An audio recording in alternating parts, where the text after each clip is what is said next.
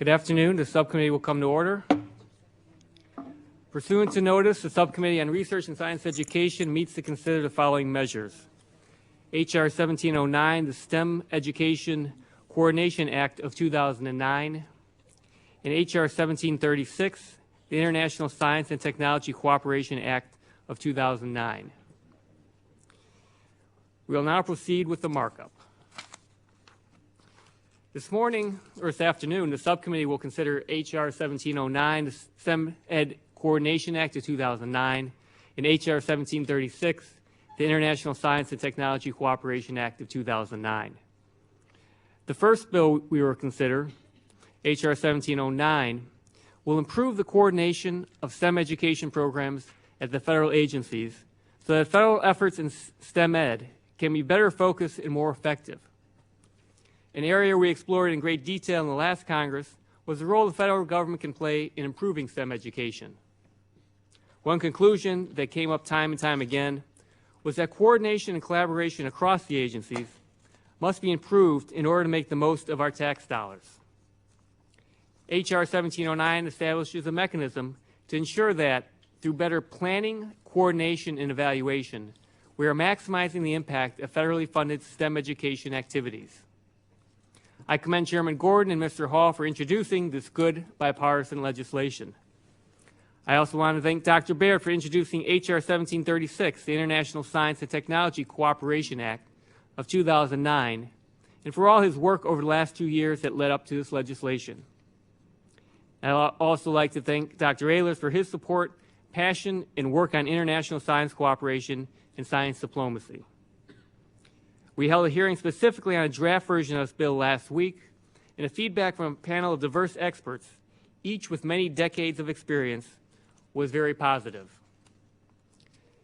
The shared conclusion was that a committee under OSTP devoted to interagency coordination of international science and technology partnerships would serve both our domestic science and technology agenda and our foreign policy goals. I believe the new administration gives us a tremendous opportunity and a fresh outlook for both science and foreign policy, and H.R. 1736 is right at the intersection of those two realms. I commend Chairman Baird and Dr. Ehlers for this important and timely legislation. I thank the members for their participation this morning, and I look forward to a productive markup. Now I recognize Dr. Ehlers to present his opening remarks. Thank you, Mr. Chairman. I am pleased we have the opportunity to mark up these two important pieces of legislation today in the Research and Science Education Subcommittee, and I thank you for scheduling these bills. It is good to see that we are following regular order and are giving these matters the appropriate amount of attention they deserve at all levels of the committee process.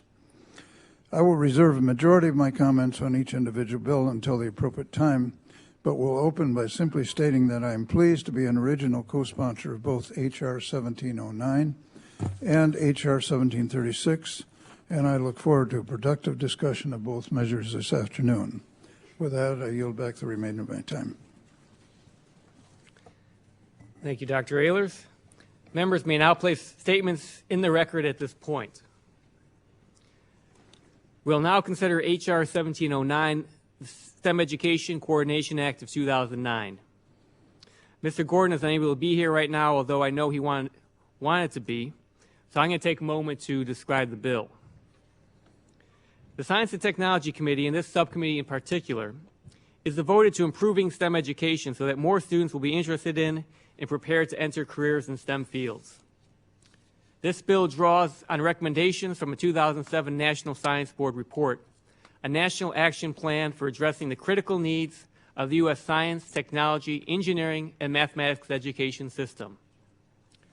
Multiple hearings were held before the subcommittee in the last Congress to explore the STEM education activities being funded at federal agencies.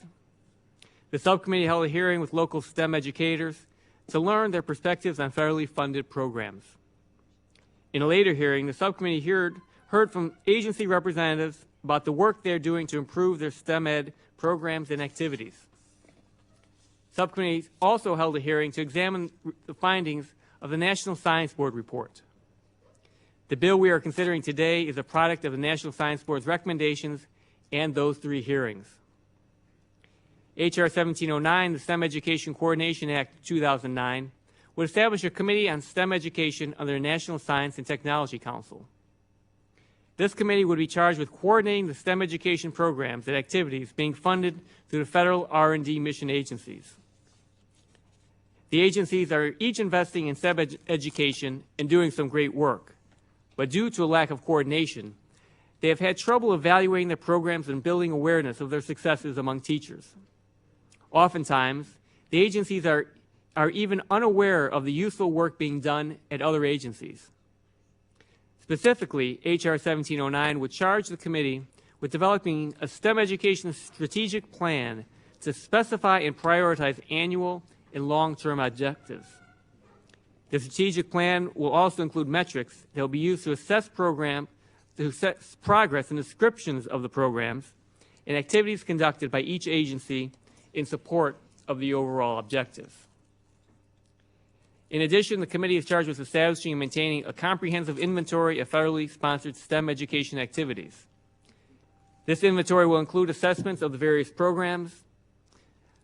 And finally, the bill would require an annual report to Congress, including a description and funding level of the STEM education programs and activities at each of the participating federal agencies for both the previous and the current fiscal years. The issue of STEM education is one that's critically important to the future of our country. As someone who has a background as an engineer, I certainly know that to be the case. And this bill does a very good job at making sure we're doing all we can to get the most out of our STEM ed activities at the federal level. And I want to thank Chairman Gordon for introducing this good bipartisan bill. And I'd also like to thank Ranking Member Hall and Dr. Ehlers, who have joined me in co-sponsoring this bill. H.R. 1709 is an important piece of legislation that will bring about greatly needed interagency coordination of STEM activities funded across the federal government, and I urge my colleagues to support it. I now recognize Dr. Ehlers to present any remarks on the bill. Thank you, Mr. Chairman, and I join you in expressing joy that this bill is coming up at this time. The Federal STEM Education Coordination Bill before us today is a result of several hearings and 2 reports over the space of a couple of years, one from the National Science Board and one from the Academic Competitiveness Council. As the Academic Competitive Council report revealed, there are many federal STEM education efforts, but overall, our federal STEM programs suffer from a lack of both evaluation and coordination. Improving this coordination is challenging, but I believe we are taking appropriate steps to do that today, at least with regard to coordination among the federal agencies. We are taking the recommendation of the National Science Board and creating a committee on STEM education within the National Science and Technology Council. While there is currently an Education and Workforce Subcommittee under that Committee on Science, this issue is important enough that it warrants its own committee and a higher profile within the Office of Science and Technology Policy. This is an issue that is near to my heart because I have taught STEM education for many years at the college and university level. And I am pleased to be an original co-sponsor of H.R. 1709 along with Ranking Member Hall, Chairman Gordon, and you, Mr. Chairman, and I look forward to advancing this bill to the full committee. I yield back the remainder of my time. Thank you, Dr. Ehlers. We are now expecting votes any minute on the floor. We'll move forward here, and hopefully we'll get through as much as we can before we're going to have to take a break. Does anyone else wish to be recognized on this bill? Okay, I ask unanimous consent that the bill is considered as read and open to amendment at any point, and that members proceed with amendments in the order of the roster. Without objection, so ordered. The first amendment on the roster is an amendment offered by the gentlelady from Ohio, Ms. Fudge. Are you ready to proceed with your amendment? Yes, Mr. Chairman. The clerk will report the amendment. Amendment to H.R. 1709, Amendment Number 009, offered by Ms. Fudge of Ohio. I ask unanimous consent to dispense with the reading. Without objection, so ordered. I recognize the gentlelady for 5 minutes to explain the amendment. Thank you, Mr. Chairman. Mr. Chairman, I have an amendment to the STEM Coordination Act of 2009. My amendment will direct the proposed committee under the National Science and Technology Council to develop a strategy to identify geographic areas in the United States that have the lowest STEM performance and increased interest and achievement in such areas.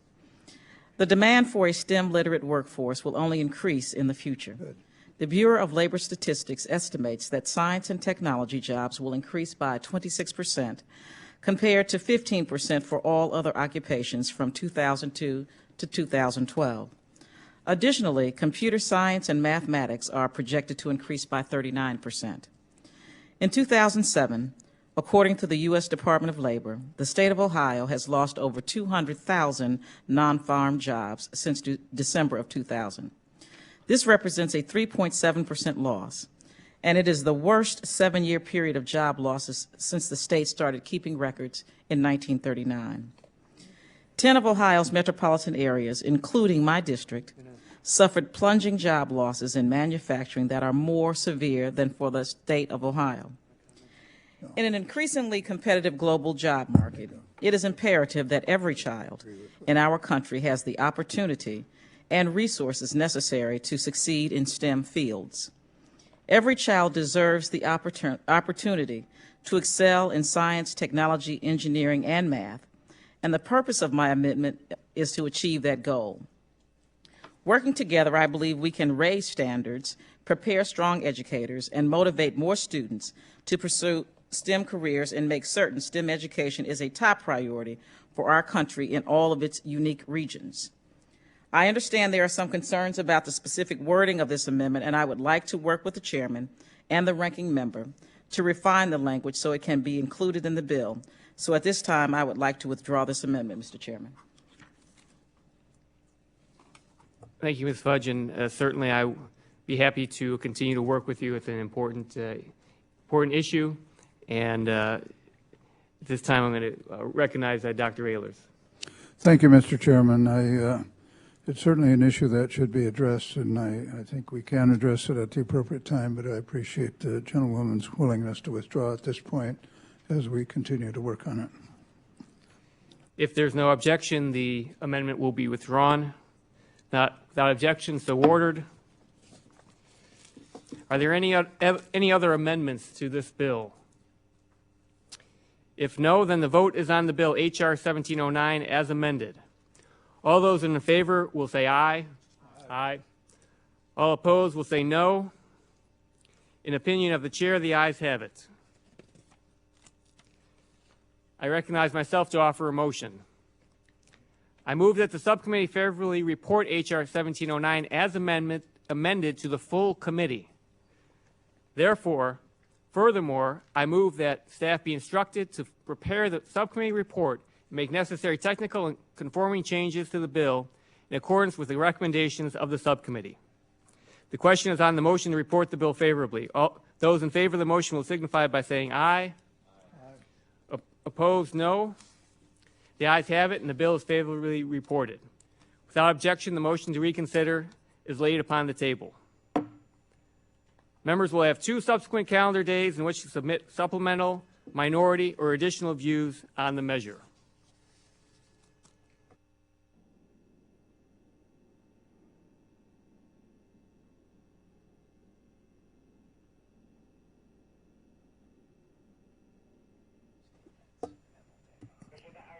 We'll now consider H.R. 1736, the International Science and Technology Cooperation Act of 2009. I recognize Dr. Baird to talk about his bill. Mr. Chairman, I'll be brief as we have a vote on. We've had a number of hearings on this topic. Essentially, science is one of our key diplomatic tools. This legislation is designed to move that forward rather than reiterate all it contains because we had a good hearing on it just a few days ago. I'll encourage its passage. I have an amendment which I'll address very briefly, but in the interest of passing it, I'll conclude at this point. Thank you. Thank you, Dr. Baird. Does anyone else wish to be recognized? Dr. Ehlers? Thank you, Mr. Chairman. Just very briefly, because indeed we do have a vote on, and I think we can speedily conclude the business before us. But I just want to say that the distinguished witnesses we heard from last week on this topic reiterated what we already know, that the United States has much to gain by having in place a well-organized, focused, and sustainable commitment to encourage and support international science and technology cooperation. And with your permission, I will enter the remainder of the statement in the record and yield back. Thank you, Dr. Ehlers. We're going to move and see what we can get done before we move down to the floor to vote. So I ask unanimous consent that the bill is considered as read and open to amendment at any point. The members proceed with the amendments in the order of the roster. Without objection, so ordered. The first amendment on the roster is the manager's amendment offered by a gentleman from Washington, Dr. Baird. Are you ready to proceed with your amendment? I am, sir. The clerk will report the amendment. Amendment to H.R. 1736, amendment number 012, offered by Mr. Baird of Washington. I ask unanimous consent to dispense with the reading without objection, so ordered. I recognize the gentleman for 5 minutes to explain the amendment. Thank you, Mr. Chairman. As mentioned a moment ago, we had a panel of distinguished witnesses last week. I thought they offered some very useful and constructive suggestions, and working on a bipartisan basis and with staff, we have offered some amendments, some of which are minor wording changes, other which are substantive matters, like recommending that the committee proposed be co-chaired by someone from USAID, or rather from State Department and from OSTP. I think that's a good recommendation, and similar measures as that are included in this. And with that, I will recommend passage and yield back my time. Is there further discussion on the amendment? Mr. Chairman, simply want to say that I agree with Dr. Baird's amendments, and I believe we should adopt them. Thank you, Dr. Ehlers. Any further discussion of the amendment? If no, the vote occurs on the amendment. All in favor say aye. Aye. Those opposed say no. The ayes have it, and the amendment is agreed to.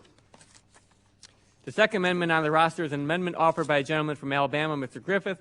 Are you ready to proceed with your amendment? The clerk will report the amendment. Amendment to H.R. 1736, amendment number 005, offered by Mr. Griffith of Alabama. I ask unanimous consent to dispense with the reading. Without objection, so ordered. I recognize the gentleman for 5 minutes to explain the amendment. Thank you, Mr. Chairman, and Congressman Baird, we appreciate the bill, and Ranking Member Ehlers, we appreciate your being here and being supportive. As we know, research in science and education is absolutely at the top of our list. We recognize that we're competing with China, India, and other countries in a race for the top as far as scientific education is concerned. This legislation, the International Science and Technology Cooperation Act, will work to reaffirm our international cooperation with other countries. We in the scientific community recognize that both negative and positive information being shared helps the entire scientific world. I support the creation of a committee to oversee international science and technology cooperation. However, we must clearly define the role of this committee, which is why I'm offering my amendment. My amendment will strike domestic from page 2, line 8, and insert United States. And also will strike the word enterprise from page 2, line 8, and insert enterprise, improve economic and national security. I believe these are important changes in this bill, as we know how closely economic security and national security are linked. I hope other members understand the importance of these changes, and I ask for your support for this amendment, and I yield back my time. I thank the gentleman. Is there any further discussion on the amendment? Dr. Ehlers? Thank you, Mr. Chairman. I certainly appreciate what Mr. Griffith is trying to accomplish with his amendment. Economic national security are certainly fundamental beneficiaries of our science and technology, and I would support this amendment on those grounds. But I have to say, the Science Committee always labors under a problem, and that is that it's the youngest committee of the House of Representatives. Now, that may seem strange since it's 50 years old, but since it was the last created, it was never given the jurisdictional power that I think it should have. And so I'm afraid that if we include this language, we are subject to a referral to another committee. I would much prefer that we put this in abeyance and handle this amendment when we get to the floor where no one can raise a jurisdictional question about it. I'm afraid if we do it now, we may lose control over this and have it referred to another committee. So my recommendation would be that we defer on this and deal with it later, or at least get clarification from the parliamentarian on the jurisdictional aspects to make sure that this bill does not get waylaid by some other committee at some point. I'll yield back. Thank you, Dr. Ehlers. I understand your point, and 50 certainly is young, isn't it? I would think. But I Especially for me. I respectfully don't agree with the issue that you raised, but I would be very happy to work with you as we move to full committee to make sure that there are no problems on this. So I continue to, I will support the amendment, but we certainly can work to allay any concerns as we move forward on this. Is there further discussion on the amendment? If no, the vote occurs on the amendment. All in favor say aye. Aye. Those opposed say no. No. The ayes have it, and the amendment is agreed to. The third amendment on the roster is an amendment offered by a gentleman from Missouri, Mr. Carnahan. Are you ready to proceed with your amendment? Yes. Clerk will report the amendment. Amendment to H.R. 1736, Amendment Number 009, offered by Mr. Carnahan of Missouri. I ask unanimous consent to dispense with the reading. Without objection, so ordered. I recognize the gentleman for 5 minutes to explain the amendment.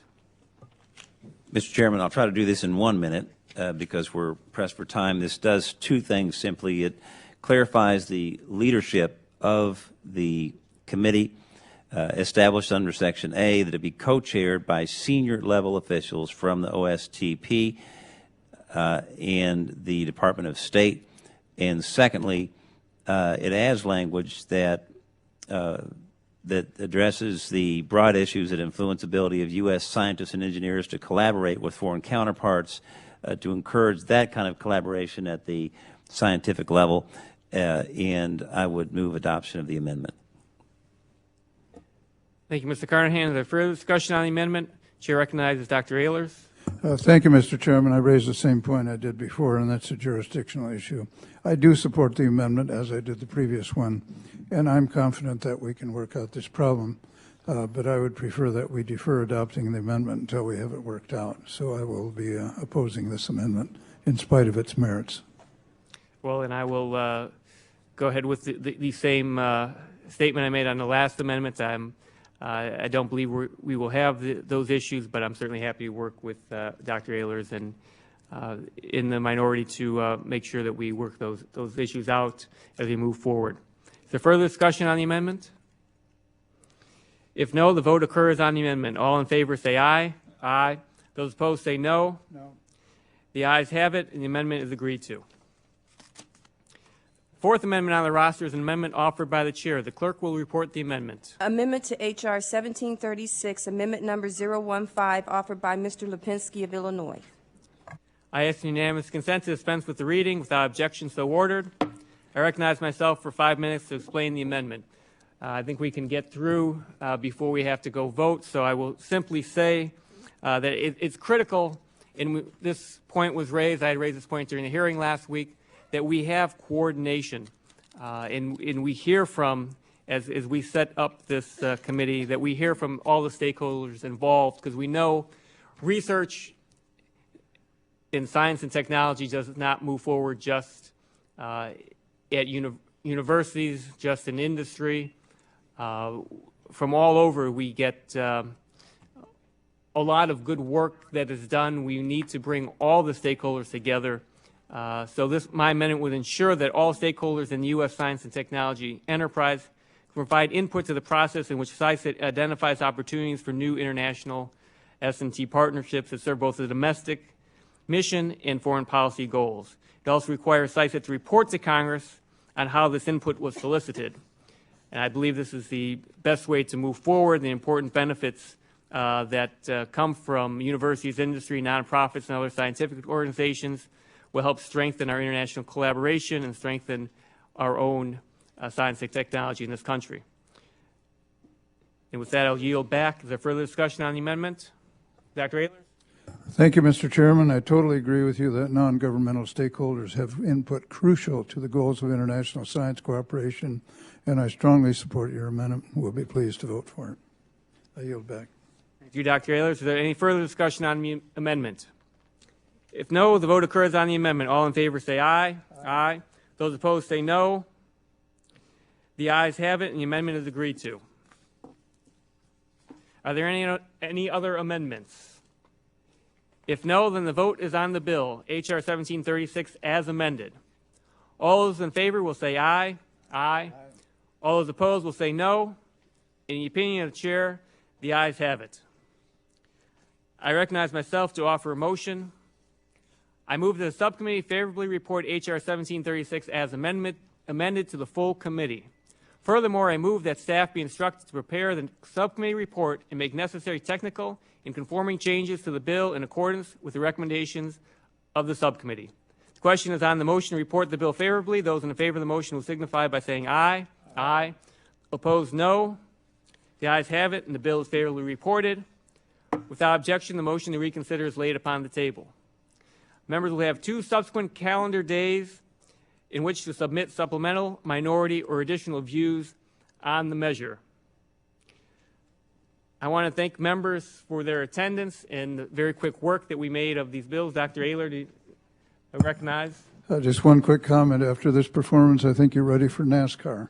Thank you. Thank you very much. I'm all set. I want to thank everybody, and we have plenty of time to get down to vote. This concludes our subcommittee markup.